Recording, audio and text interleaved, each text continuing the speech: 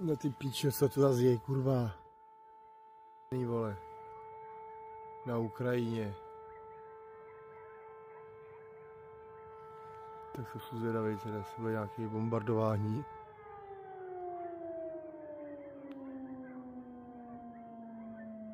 Je ráno, den 88.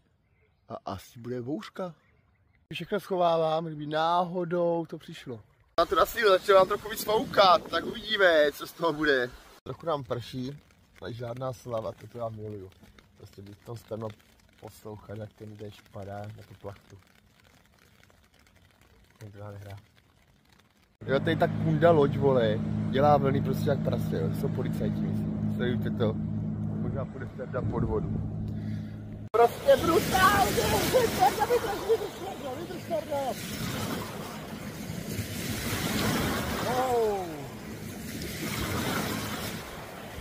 Prostě kunda loď! Na vodě, tak ty vlny nejsou tak hrozně, u toho břehu je se lámou.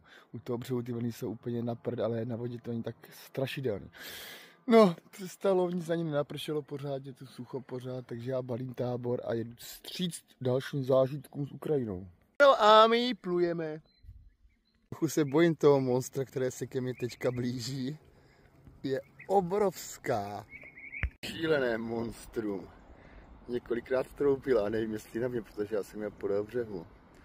Tak jsem zvědavý, jaký od ní budou vlny. Je obrovská. A vyzeplín. Pobluda. A Slováci, víte, máte Slováky.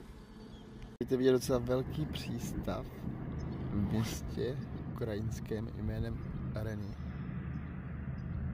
Je to docela velký přístav, ještě ani si nevím ani na konec. A už je tady i vidět hodně těch námořních lodí. Zase ty kozy, koukejte na ně. Jsou spokojený.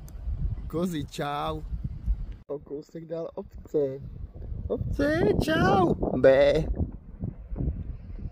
To je prostě pohodička, co se strašně líbí.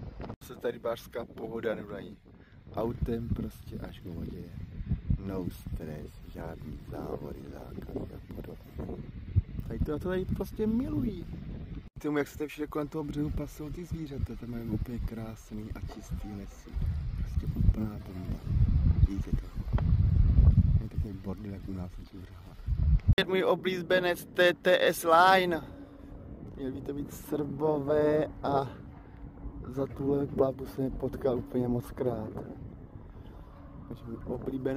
Oblíbená loď moje.